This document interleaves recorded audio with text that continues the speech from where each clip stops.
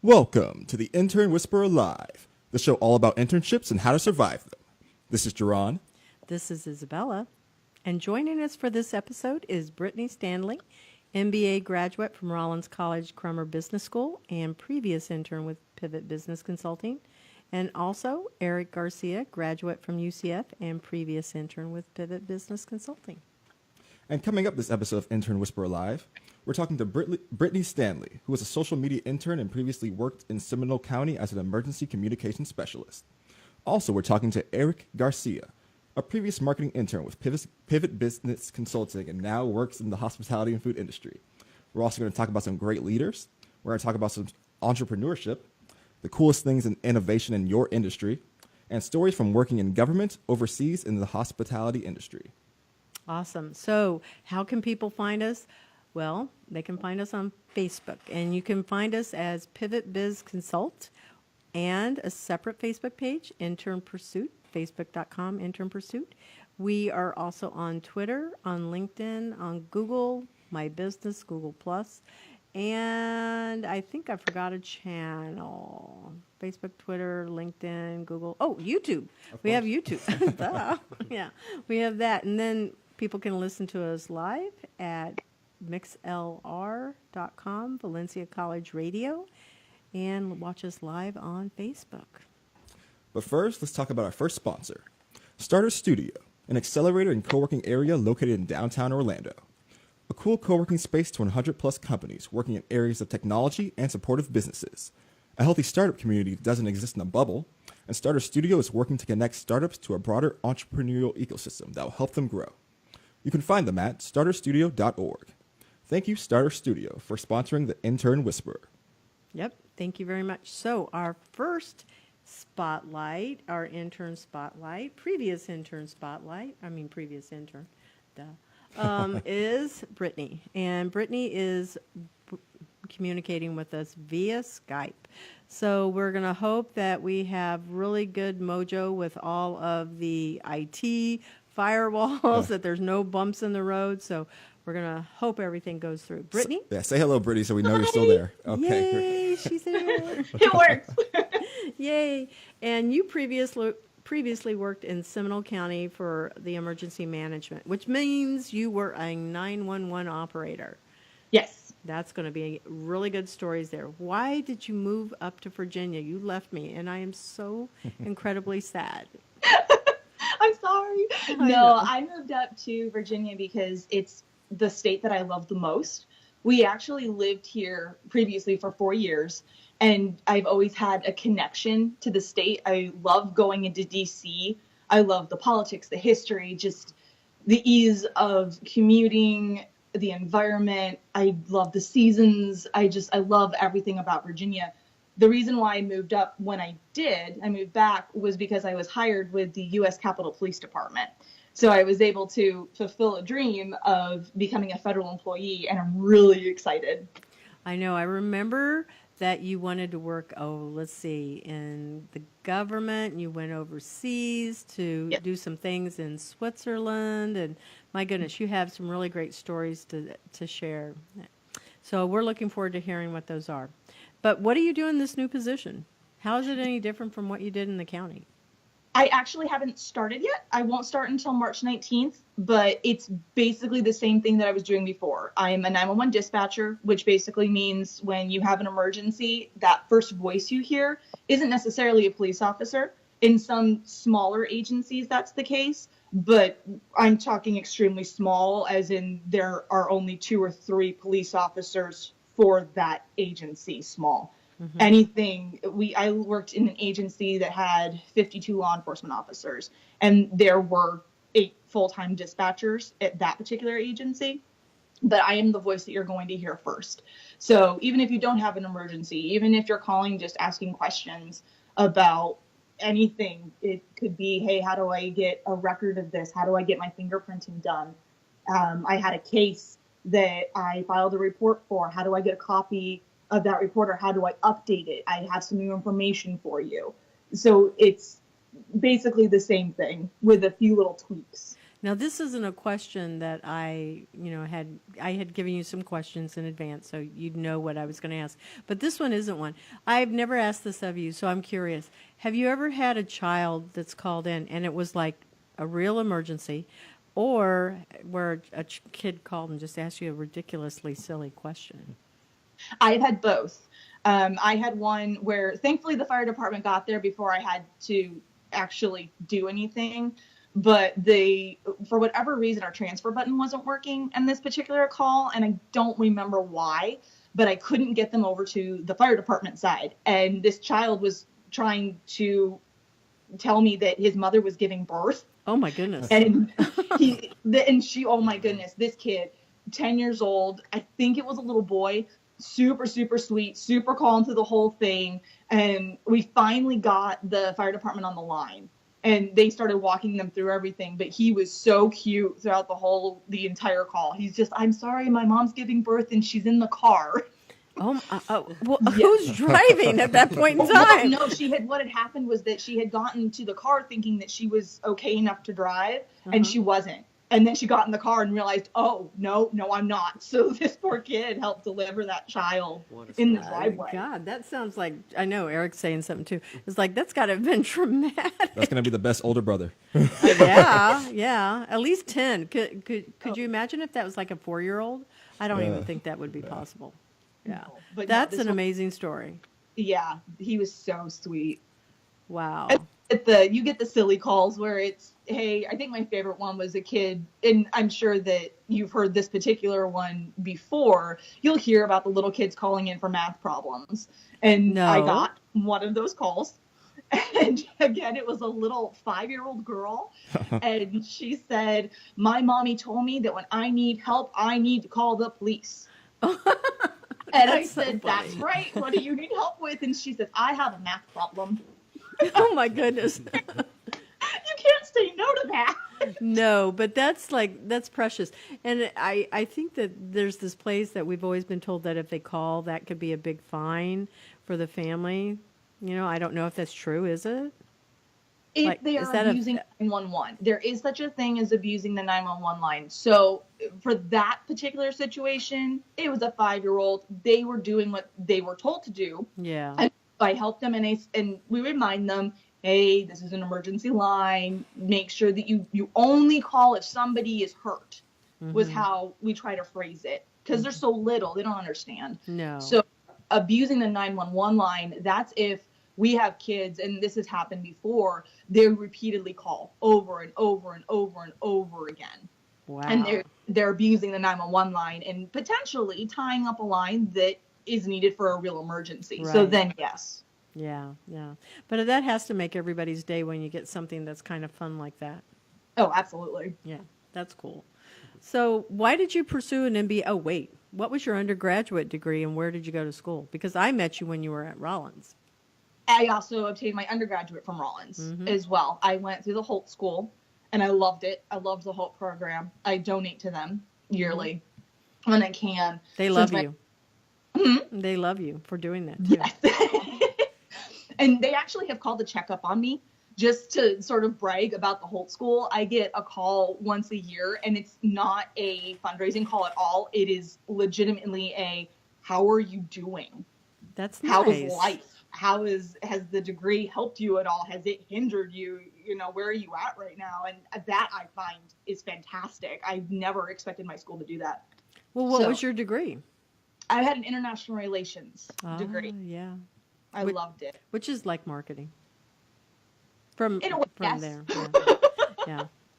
And the thing about the Holt School is it's Rollins. I mean, when we talk about where we graduated from, it's always Rollins. It's not Rollins Holt or the Holt School, we can actually say what's on the diploma. It says Rollins, so Yes. that's what we say. So why did you go back to school and pick up an MBA then? I had been trying to determine where I wanted to do for my master's degree, and I had looked into international relations degrees as well. But after speaking to people in the federal government, they said, you know what we need? We need people with an MBA.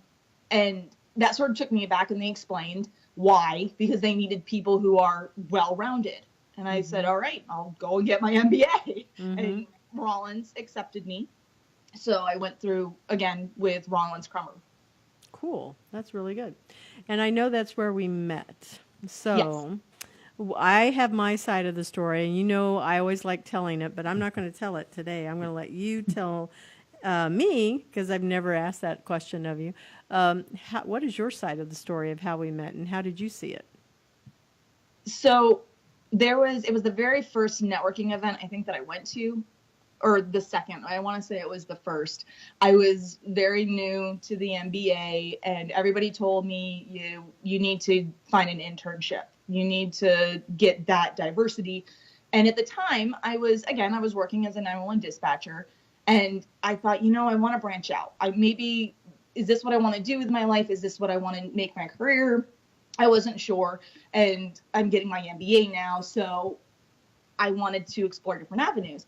Well, I met Isabella, and long story short, she was the only one who actually consistently spoke to me. She was the only one who really took the time to explain what she did in depth, how her company worked, where it was, how long it had been developed, and really just took the time to become personable with me and get to that other level. The way that you tell it, Isabella, is that I followed you around like a puppy dog. I do. Okay, so now you opened that window. So I'm going to go ahead. So when I met her, it was over, like I said, like she was saying, at a Rollins College event. And it's cocktail tables, and, there's like finger food. And we're all supposed to, as employers, we have tables, but, students are coming around talking to us. And it wasn't a dedicated table, but we kept talking, and to me, it was like, she's like a little puppy. I'm going, oh my God, who is this girl? She's like amazing. And I found her so interesting, and the whole place shut down, and she and I were like the last ones going out. And to me, it was like, okay, we're supposed to work together. She is supposed to be with me. And that's how I saw it, because she was, to me, very persistent. And she showed a lot of tenacity, and that's what impressed me about her. Not that she was like a puppy. It was the fact that she was just, yeah, she's adorable. But the fact that she was really, to me, very focused, saying, I want to work here. And that impressed me. So I don't know if I said that to you before, but now you know. Thank you. Yeah. So that's a cool thing there. Anyway, so a little story on how we met. And if you guys want to interrupt, feel free if you have something that you want to ask. But so what did you learn? Because we're doing this campaign, and I think that you'll really like this. Katrina came up with this idea. It's what I learned. And so we're doing this hashtag what I learned, and our goal is to make it trend, just so you know.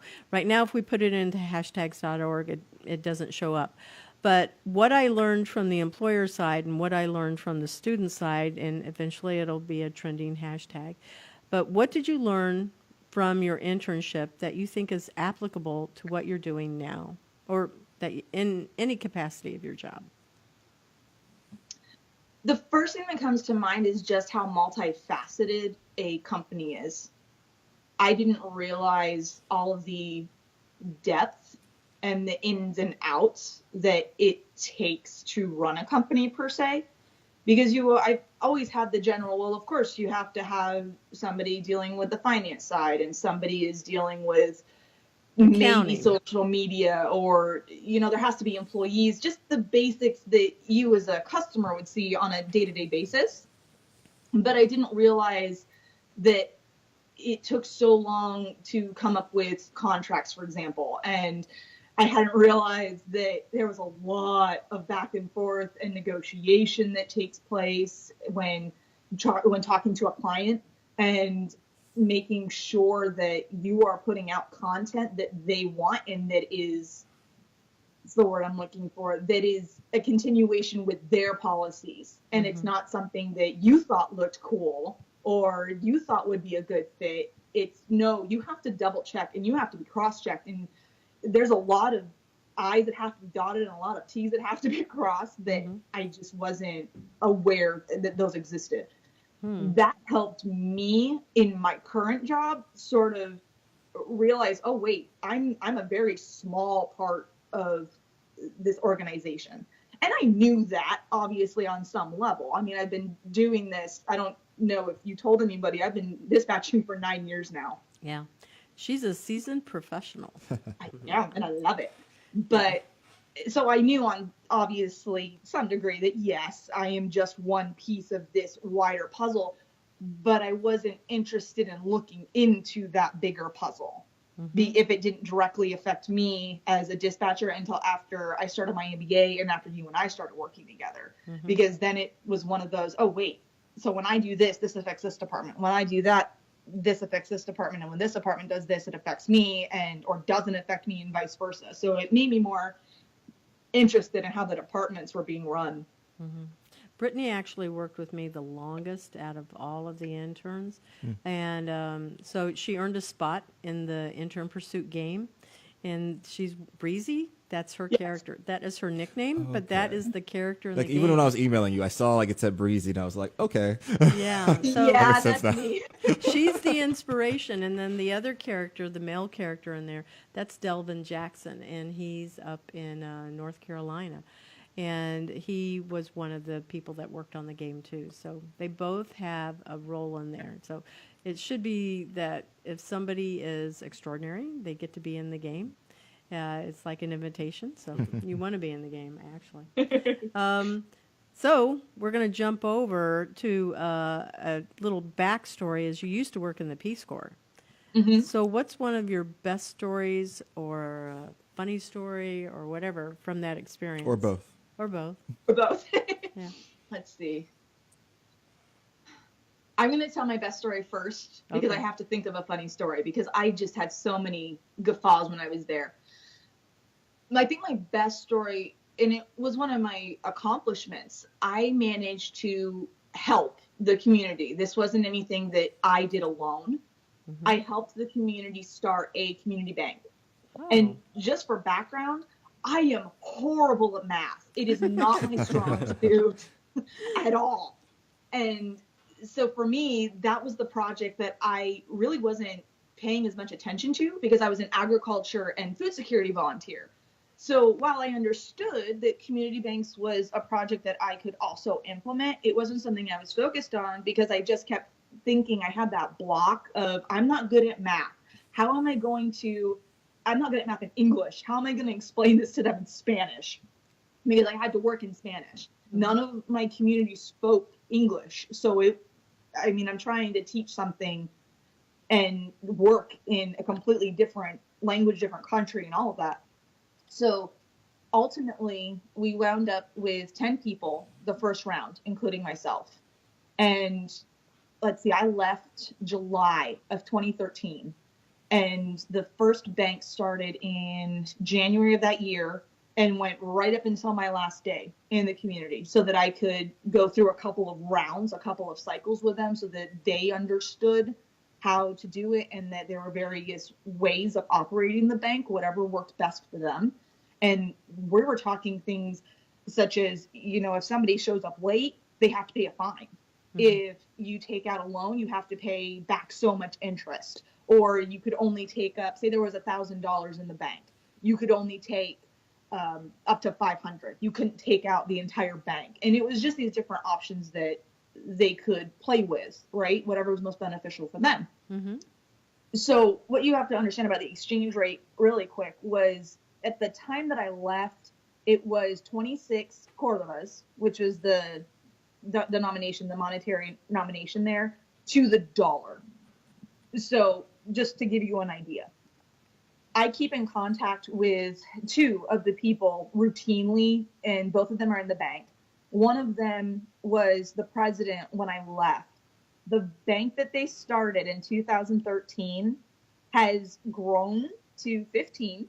And the last time I checked, which was October last year, I think was the last time we had to talk about the bank, they had about $1,500. Wow. Not of us dollars in the bank that they had saved.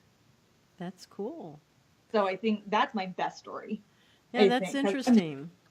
Because you helped create something that's contributing to their economic community. It's actually growing, so that definitely falls under that social enterprise thing. Oh, yes. Yeah. No, absolutely. And they love it. They every time I talk to them, they'll email me or they'll text me and say, I didn't have to ask friends for money for my children's school books. I didn't have to ask for money to buy their graduation gown.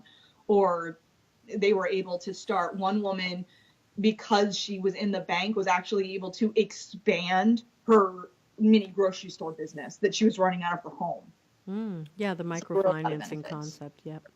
Very familiar with that. I'm going to have to jump over to another question here. Sorry. Yeah, so we won't get to hear the funny story just yet. But great leaders.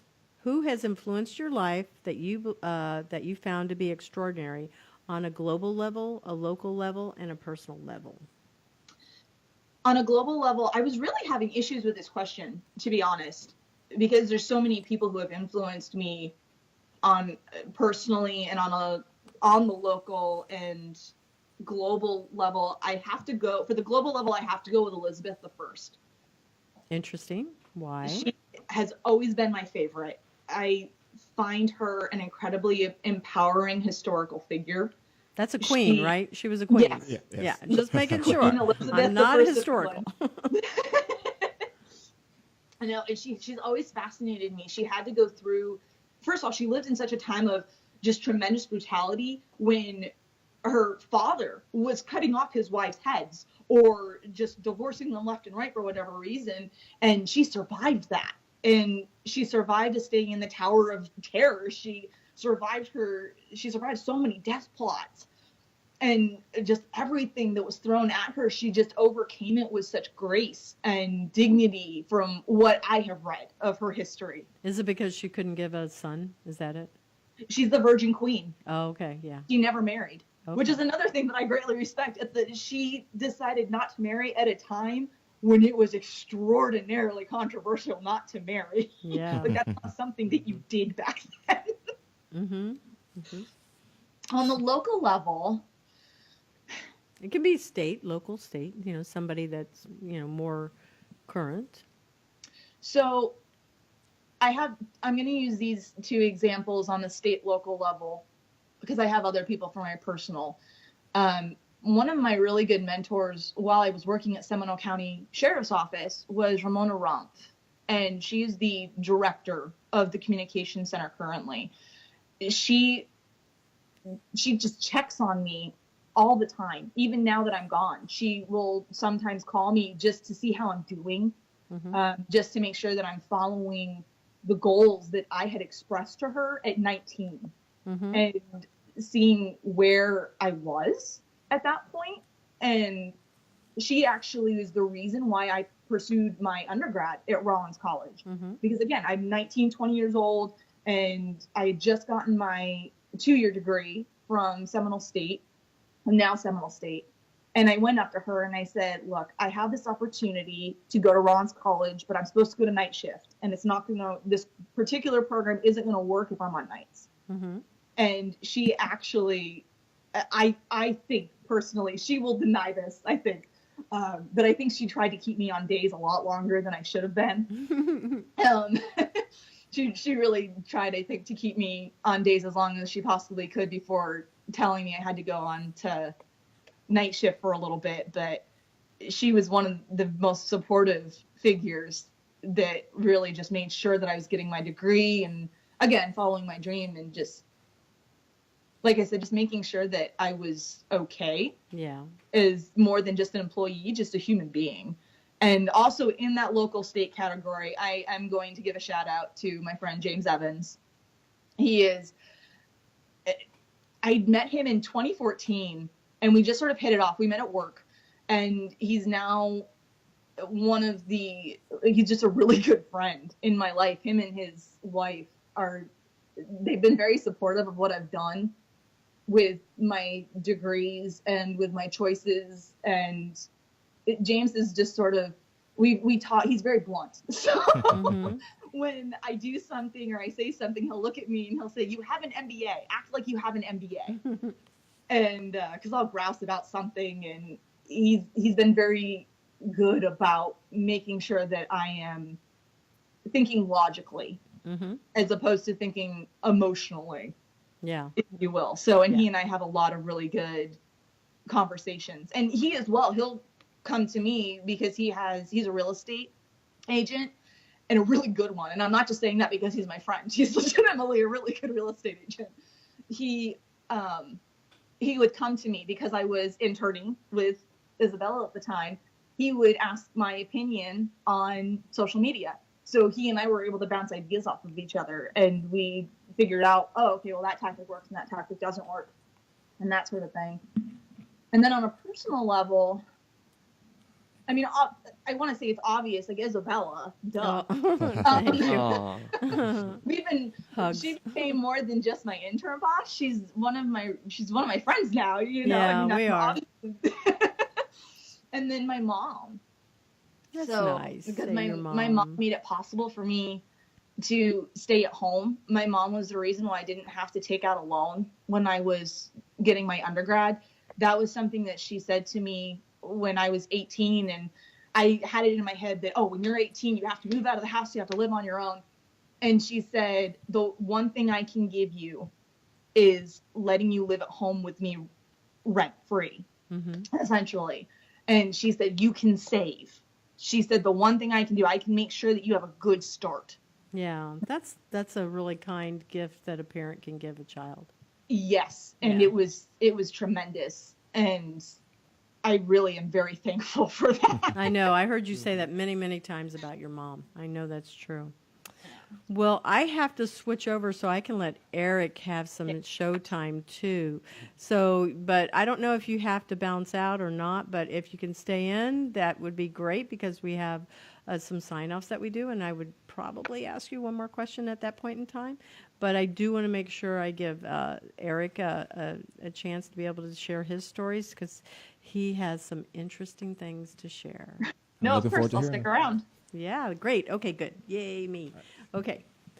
All right, time for the intern spotlight with Eric Garcia, a previous Pivot Business Consulting intern, UCF graduate from General Business Management Program. How you doing, Eric? Doing well. All right. And what made you choose your degree? First things first, the reason why I chose that degree was because I want to eventually have my own restaurant one day, and getting a generalized business degree was kind of a fallback that in case if the restaurant industry wasn't for me, I could still use the other departments that were in that degree. So like I could go into a job that had with financing, accounting, maybe a marketing firm, maybe something outside of the restaurant industry. So it was a wide umbrella that I could just use. Okay. So. I'm curious, what do you think of the opinion? Because I used to be a business major at UCF. I'm like, I know, like, I did the integrative program, which was pretty much the generalized program, and they just changed the name. Yeah. So I'm like, what's your opinion of people doing things like the generalized program of something rather than doing like something technically specific?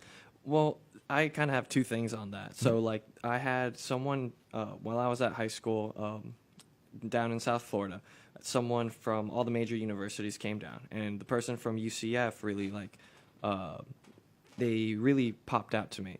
And they said that UCF's generalized business program, you could essentially choose the department that you want to be a part of. And so, like, I took that to heart. So I was like, oh, I'm going to go to UCF. I want to take a lot of finance classes and managerial classes. And I go there for my freshman, junior year. They're like, yeah, you can keep doing that. By the time my junior year comes around, they then change the academic calendar to where the generalized business degree now has to be more management and marketing. So I could only take 3 classes from finance, whereas I could have made half of my degree finance. So I was really intrigued with financial markets and everything, but yeah. So, I mean, now with the generalized, I don't know, one of my roommates, he's in the integrated business program, so I don't know, is it more like management and marketing now, or or what? Can you pick whatever you want now? As a person who was only there as a business major for a semester, then I changed it. No idea. Okay, all right. But I just know like the people's opinions, or just in general, when it comes to generalization, specializing in something. So I know like some people view it as negative, sometimes a positive. So I kind of just want your opinion on it. Yeah, I think it's a positive thing. Because at the end of the day, the stuff that you learn in, like, say, a certain marketing class, or like, say, market research and analysis, that class covered everything, like different types of surveys you could use in a finance department, different types of knowledge and tools and statistical tools you could use for a managerial firm. Like, you could just use different things. The classes were very broad, and so the classes themselves were able to cover all the other departments. So at the end of the day, for me, it was good. I found value in it, and I'm pretty sure other people can. All right. Good to hear. General majors, listen to this guy. Thank you. And how have you used your studies in school towards your career goals? Yeah, because he's a graduate now. Mm-hmm. Yeah, definitely. Definitely, because the last class during my senior year was called Strategic Management, and I took that class to heart from the very first day. And the whole point of being a strategic manager is taking your short-term and long-term goals and making them almost one. Like, you lose focus of just short-term goals, never lose your focus on your long-term goals. And so I took that to heart when I was, going to school. I was like, all right, what's the first thing I got to do to get closer to getting my restaurant? I got to hope that every single day I'm working towards or working with something that's getting me closer to that. So currently now I'm in the restaurant industry. So now I'm also in upper management. So now I know the ins and outs of like how to run a restaurant now, especially at the upper management level. So, and then as for long-term goals, I'm learning now the financial sides, like how the profits, how P&L, and just all sorts of things in the restaurant industry. So that's helping me get my career goals of finally getting my own restaurant one day. And then so it's like you're learning how to cost items so that you would know how to prepare better budgets. It's built around what you learn in the menus. You have to create the menu, but before you can even create the menu, you have to sit here and think, okay, how much is all of this going to cost? And then how much am I going to have to be able to charge to make sure I get profit back, right? Yeah, that's one thing is that, like, my classes, they kind of talked a little bit about profit margins for different items, but now when you're working with, like, an inventory guide of over, like, 300 items and knowing how all of these items work with each other, so, like, how much green onions go into this dish, how much onions, all these other things, small things, but now on top of that, it's like one item can go into 10 different items. So it's like, and then different ratios. So the profit margin, so say for if a dish is like just $10, but this dish specifically only uses a few cents of green onions, or another dish uses about maybe $9 worth of ribeye. Like, so all that really opened up my eyes as to the backside of the restaurant, which normally I just thought, okay, I'm going to price, like, I want to eventually have a Mexican restaurant / gastro bar. So I'd be like, okay, I'm just going to sell my sandwich for $8. I know my meat costs this, but then that's about it. Now, when you really go into ounces and into teaspoons and tablespoons or to specific items, it just blew my mind. Like, I never really thought of it that much. I just thought, all right, I'm going to sell it for this much. Boom. Open up my doors and hope a customer walks in. Yeah. Like, no. And we know a lot of restaurants will fail because they probably don't do exactly like what you just shared with us. Yeah. Yeah. And how long have you been in the restaurant industry now? Well, I would say at different categories for about 7 years now. I'm 24, and so I started my first job at working at between a Panera Bread and this little hot dog stand in down south. So, like, I would just fluctuate between the two while I was in high school, and then when I was in college, I would always go, stay with my parents during the summer. I would just call up Panera Bread or that hot dog stand. They're like, hey, can I get a job? So I would always be with them for a few, like, literally my entire summer break. So, and then now it's just been probably since my senior year at UCF, which that was 2015, 2016. That was, I would say, at high scale or high volume restaurants. So, like, working as a line cook in places that the line can wrap around the door or wrap around the entire building, or just just like I said, high volume. Like Panera Bread, it was something like, just dealing with, like, being like a little, they don't even call it a line cook. You're just like a sandwich maker, or you're a baker, or you're working in the front of house, and that would be about it. But then for just now lately, it's high volume. And that I feel is like the true restaurant industry, at least for me. So Eric got to work with one of my clients, a previous client. He's not a client with me any longer, but we'll give them a shout out. It's Pig Floyd's Urban Barbacoa. If you have, I helped write that business plan, and we designed one of their original websites. And that food is spectacular. I'm going to tell you, it was really good. So he actually got to go and work in that restaurant to better understand what does it take from an entrepreneurial point of view to be able to start that restaurant. And I knew that was one of his goals. And I didn't think of a better place to go because I love this family. I love the food that they serve. And he got to work on the line. He got to see how it's done on the front, but all of the hard work that went into it. It was just a great opportunity because you can't really go into to be a line cook at any other big restaurant and say like, oh, you've only worked at Panera Bread or at a hot dog stand. And it's just like, they're like, well, have you ever, sauteed onions? Have you been standing for like 8 to 10 hours just on a line where like the oven's constantly being opened and 400 degrees is just hitting your face, or like in front of a stovetop? Like, can you withstand that? And I'd like, I don't know. I've never experienced that. Pig Floyd's did that. Like, they called it baptism by fire, working on a Friday or Saturday, and it would just be you and one other person dealing and like just making food and for a $2,000-$3,000 dinner rush, and it's just me, myself and one other person like cooking the food, but yet there's like a big staff, that's it's a fast casual. Pig Floyd's is fast casual, so you order at a counter. You order at a counter, they give you a number, and then you just wait, and then a food runner comes with your order. So they don't really need that many people in the back, because as long as they're just like not as long as they keep moving and you're pumping out food, like, you can sustain that. So it really opened up my eyes a lot to now I know how like the do's and don'ts of certain restaurants. Any place that I've worked at, I've kept like a little checklist of what I want to keep in my restaurant or what I shouldn't do. So yeah, and so one of the important things is he's branched out into some other types of cuisine, and I think that was really a valuable lesson too, because it was something I encouraged him to see how other restaurants do things, because you can know what you want to do in your own restaurant, and it's not maybe that they did something that was bad. I don't want to necessarily say that, but you definitely learn how you want to do something in your own business. Because I've worked in a lot of different places, and some of them being law firms, because I'd go and set up those offices.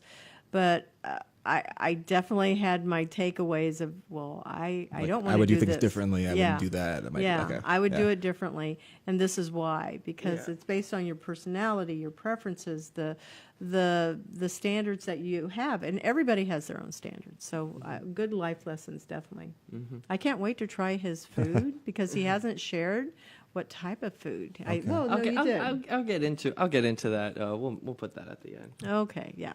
And how close do you think you are to actually making your restaurant reality? Definitely something within, I want to say, a 5 to 10 year plan. Okay. Because I've been involved with, which again I'll get into later, into different organizations now, especially around the Cimarron area. And so there's a lot of, say, investors they want to expand their portfolio. Some of them want to be like, not be 100% invested in like a restaurant, but they at least be like, say, a silent owner. So like they'll have someone else, like say myself, like they'll be like, oh, you know how to, do menu design, you know how to do profit margin. You just need the capital. And so there's other people who I'm trying to get like a pool of, and also recruit different members from my family. So I have an older brother who's been in the cocktail industry, craft cocktail industry, and craft beer industry. I have a cousin who's been a general manager for some restaurants for now 15 years. And so, I'm trying to recruit them, and then along with myself, and then pretty sure I did the math, and we're all between like 25 to 35 years of restaurant experience between all three of us. And so with them, like we would all support the same concept of having a gastro bar, which is basically a brewery that serves, I guess, not really upscale food, but just healthy. For me, it would be healthy, organic Mexican food that would be pairing well with these craft. You told us with these with craft beer. Yeah. So his background is he's Mexican heritage. So, I am. Yeah. And I've had some delicious food that has come from this family. His sister has also worked with me, and they've brought food in, and it's like, Sounds like you're destined to have your own restaurant. Oh, Based yeah. on all the background you just told me. Yeah, and like one of the things is that I just love. Some of my friends were some of the first ones to tell me like, yo, you should have your own restaurant, because I would just it's a Friday night, instead of us going out, I just say, hey, everyone come over and I'll just cook. And they were like my first guinea pigs. I was just like what to do, like when I made stuff. And then eventually I like started making chili a lot, and I brought it once to a Christmas potluck and with Isabella, and then it was all gone within like the first 30 minutes. Oh, yeah. Like I literally bought or made probably like 4 or 5 pounds of chili, and it was all gone. Yeah, like, we loved it. It was good stuff. Yeah. Anyway, what do you think? This was one of my questions I wanted to ask. What do you think is the best thing that you make that would be your signature dish?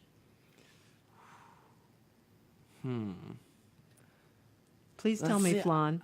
No, No, that's honestly, okay. I hate flan. I hate it. I'm not a big custard rats. guy. I'm not a big custard guy. One of the best things is that I don't know. I like tacos specifically, but like I can just make such a wide range, because like I have friends who have different eating habits. I have friends who are vegan, vegetarian, pescatarians, and hardcore carnivores. Yeah. And I've honestly pleased all of them with different things that I've made. So.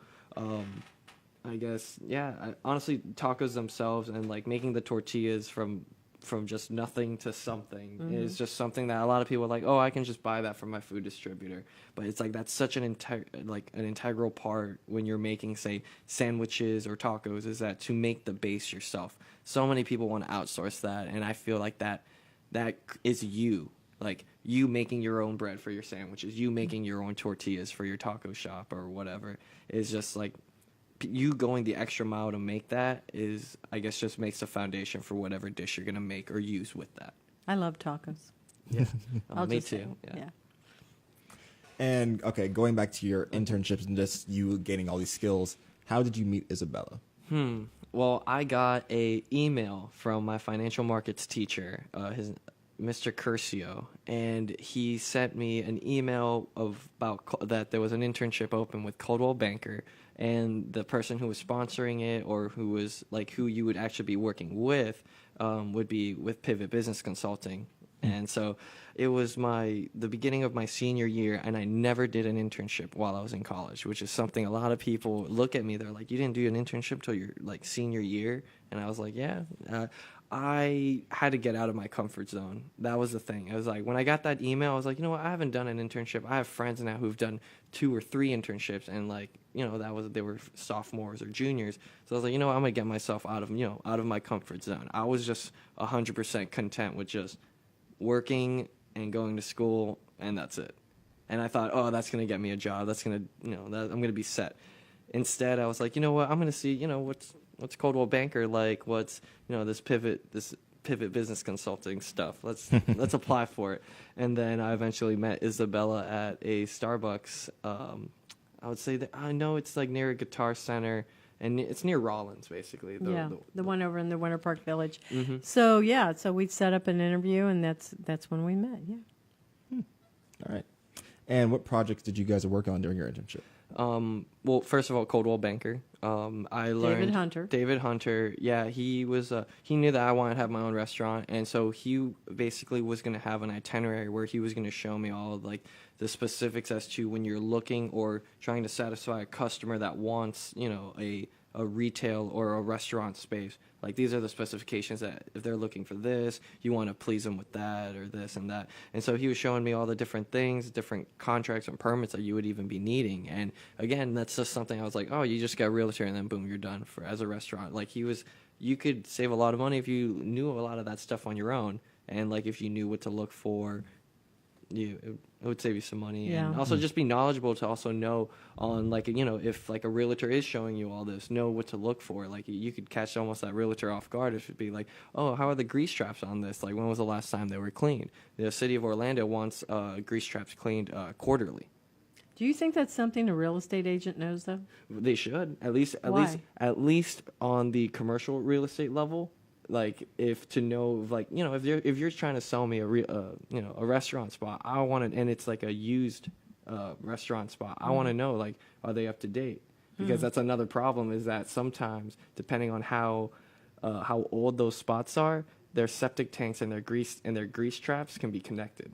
Yeah, I would And not have thought of that. You could hear some very bad horror stories about really old, like, you know how people want, like, oh, that old building, and they want to make it a A restaurant. historic kind of a look. Or Yeah, next thing you know, if the grease trap backs up, it's not just all grease. Let me put it that way. Yeah, never mind. We don't want to know. Yeah. I'll say any commercial real estate people listening right now, they know. Yeah. That. Yeah, they sure do. And what do you think was the most valuable skill you learned during your time with Isabella? Yeah, the what I learned hashtag. The what I learned hashtag. Yeah, what to did you work with different people from different departments. So like when I was there were like graphic designers, there were finance majors, marketing majors, just knowing that everyone was one cohesive group trying to, get to the same goal at the end of the day. And I think that's something that anyone in any business or even any field, like, working with people from different backgrounds, different mindsets, like, you're all trying to get to one goal at the end of the day. And so at least like use different people's viewpoints, use everyone's different skill set, and so try to achieve that goal. So I think that was something that I really saw. Would you say that it actually helped you to be more conversive because you were working with different ethnicities, you were working with lots of diversity, of course, but then you're also having to learn how to navigate and talk to people from other departments. Yeah, that's definitely talking. Like I've become even more of a social person since the internship because, again, like I said, the whole point of the internship was to get me. I was a very shy person. I only had my close set of friends, my family, and pretty much that was about it. So now meeting these people in this internship, I was like, oh, wow, I have to converse with all of them and, form, these professional relationships with everyone. It then got me to when I went to my first restaurant, or not first, but to Pig Floyd's. And then again, as I moved up, I just kept getting more and more social with people, meeting new people. And then again, just networking at the end of the day. And now It's about confidence. And Would then, you say confidence? Yes, definitely confidence, but also staying humble about it. You don't want to also toot your horn the whole time while So for me, definitely staying humble with it, with that confidence, I think. So. Very good. Yeah. All right. And what piece of wisdom would you pass on to others seeking internships? Would it be that try to find that confidence or try to get out of their comfort zone? Everyone has confidence, they just don't know it. Because for me, that's what it was. I was like, oh, wow, I am this people person. I do like talking to people I don't know. I do like hearing what these people have to offer, too. And so I just wish my younger self and also other people who haven't done these internships, I hope they know that it's like, you can do this, get out of your comfort zone, meet new people, do new things, and then it'll get you farther. I think that's really good. Good advice too, is to realize it's temporary. Yeah, it's just temporary. Coming from I would say I'm an introvert at the end of the day. Oh, I am too. And so like me, I like my me times, just being by myself. But at the same time, it's just like there's times you have to be an extrovert, and everyone has that capacity to be one. Even if they say they're that hardcore introvert, you can always talk to other people, learn. Yeah, I guess that's one reason, like, even for me, like, I love talking to other people too, but one reason I like doing this show is just because it kind of feels just like a one-on-one conversation, essentially. Yeah. Or just like one and two, whatever. Yeah. I like the small intimate, group. I like the intimate feel of this building. It's exactly. So it's like I always like to just, ask like a normal question, not just like, I'm trying to interview you, I just want a specific answer. I just want to talk to you. Yeah. I like it. All right. So I think we have time for one more question. Can we ask him the leader question? We can. On a global level, local level, and personal level, 3 leaders that you find extraordinary. I wouldn't really say I have one for global.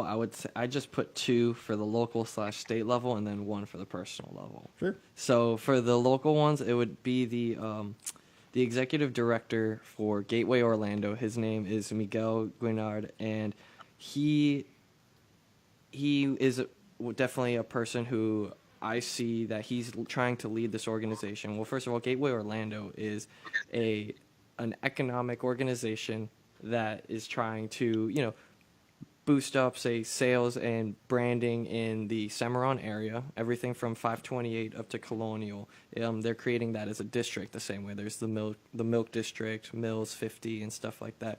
And so I see him hustling day in, day out to get all these businesses together, whether it's retail, hotels, and he's just trying to bring them all together, because at the end of the day, if all the businesses are being profitable, that means they're paying people living wages, and then these people who are working there have dispensable income, and so it's this friendly circle that is just constantly rotating.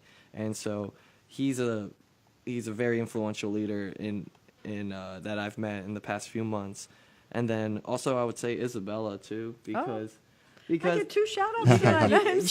She gets 2 because at the end of the day, she got me on this career path, and then I see her hustling too all the time, and that's just something that I also, I guess, I did at times too, but to see 2 other individuals that I'm constantly in communication with, is just, I don't know, I respect that. I respect that a lot. Well, thank you. Thank you, Brittany. Thank you also, Eric. I appreciate that. No problem. And on a personal level, I'd say my dad, because he's definitely the one who instilled my work ethic and definitely my moral compass. So that's something that, shout outs to you, Dad. Yeah, I know that they're very, very tight, this family. So that's super cool that you give that. And just on this side, we had a mom recognized and we had a dad. So parents, you guys all play a significant role in your adult children's lives, and that's important. I know that you say the same, Jerron. So, of course. including Thank you, Mom your and Dad. aunt, I know. Well, thank you, my whole family, really. Yeah, no, seriously. Right? It's a family matter. Yeah, we definitely Shout out to love all of family. Yeah. So I know that time just flew by here, and we're going to have to be able to say goodbye, because we have Before we say goodbye, let's get to our second sponsor. Okay, let's do that. BMDM Marketing Agency. BMDM is a direct marketing agency focused on helping companies reach individuals through online and offline means. Through their newest product enables them to send postcards or letters to the homes of anonymous website visitors within 24 hours of their visit, using a patented IP matching technology and our in-house on-demand printing. Thank you, BMDM Marketing Agency, for sponsoring the Intern Whisperer. I'm going to have to get some music here, so we have some transition music. So I'm also going to give a shout out to Valencia. We love Valencia College. Thank you for letting us be here on Valencia College East Campus. Thank you to John Q for being our person that makes sure that all of this great stuff happens and giving us the support we need. We know that they have knowledgeable staff, a fantastic environment to work in, this cool mood lighting that's going on in our room, and easy equipment to learn, because now that transfer of knowledge will be coming from Jerron to me. So thank you for that, Valencia. And do our guests have any shout-outs before we end the show? Let's go to Brittany first. I would like to take a shout out, obviously, to Isabella again. Thank you for having me on the show. And to my family and my boyfriend, Robbie, who has been very supportive through my career changes and just being with me and just being very supportive overall. That is super cool. Well, thank you for the shout out. And also thanks to all of your wonderful people in your life. I'm very, very happy to hear that. All right, any for you, Eric?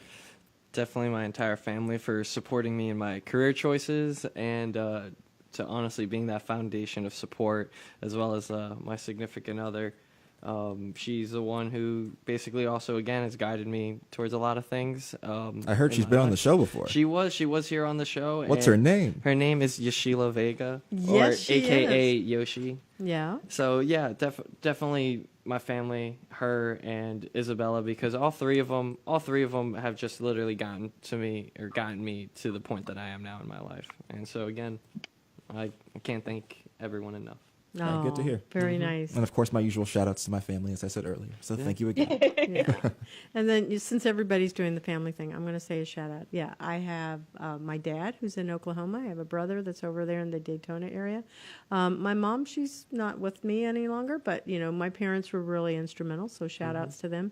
Thank you to Valencia College, Michelle Terrell, and also all of the intern coordinators on all of the campuses. I love you people. Shout outs to Rollins, Full Sail, Seminole State, My goodness, UCF, don't want to leave any of the schools out. You guys are all Go awesome Knights. to work with. Yeah, go Knights. That's right. So, news about the show. Continue to watch us. Next week, we're going to talk about really cool things about the 7 criteria for internships. It's changed from 6 to 7. We're going to talk about UCF's The Exchange, and we're also going to talk about, what was the other thing? Lakeland. Oh, Lake Highland. Yes, Lake Highland Prep. They came in and they're doing a case study on intern pursuits. So we're going to have updates, and we're going to be bringing them in as guests to the show. All right, and before we end the show, I want to do what we did when we started the show with me saying, this is Jerron, this is Isabella, but with our guest as well. So, Brittany, you can start it off. Say, this is Brittany. That's what you're going to say. This is Brittany signing off. Okay. This is Eric. This is Isabella. And this is Jerron, and thank you for listening to the Intern Whisperer Live. We'll see you next week. Thank you.